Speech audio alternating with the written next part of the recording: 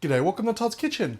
There are many flavours of gravy out there, but people keep on asking me to make KFC gravy. And would you believe it's actually very easy to make and it tastes just exactly the same. So join me today as I make my version of KFC gravy.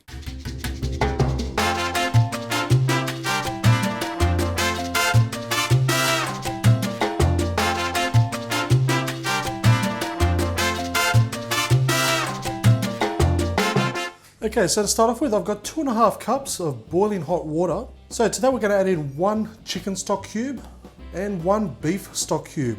Now this is the cheapest and most effective way to do it, or you can buy the actual liquids themselves and just half them up until you get 2.5 cups worth. So we're just going to mix this through just until they're both completely dissolved. Okay, next I've got a pot on the stove. Now this is on a low heat. Now today we're going to add in our olive oil, or you can also use vegetable oil. But as always, the ingredients are listed in the description. So we're just going to let this oil heat up just for about a minute over a low heat.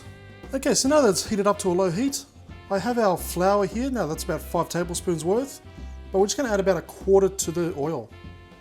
Not too much. So about 2 tablespoons worth. And what we're going to do is we're going to continuously stir this. So it's going to take a while, say about 5-6 minutes or so, but continuously stir it so it doesn't burn. And what we're going to do is we're going to wait for it to turn to a brown color. So we're going to cook it up for about 5 minutes. Once it turns to a brown color, then we can add the rest of the flour. Okay, so as you can see, it has started to brown up, and that's pretty much a perfect color that you're after right there. So now, while stirring, we're just going to slowly add the rest of our flour to the mixture. Just a little at a time, and stir it each time until it's completely mixed in.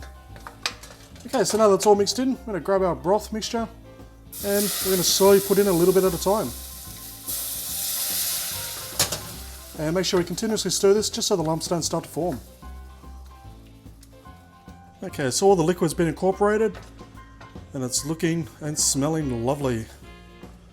So now we're going to bring the temperature up to a medium, and we're just going to continuously stir this just until it comes up to a light boil. Okay, so as you can see, it is just starting to boil away.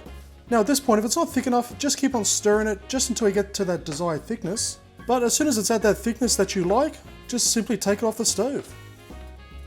Okay, so I've just transferred it to a gravy boat and it smells fantastic. Now you can serve this with, say, some mashed potato as you'd buy it from KFC. Or if you cooked up some chicken for dinner, this will go perfect with it. But let's see how much it tastes like the real stuff.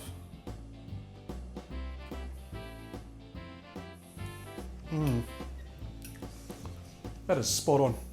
You know what?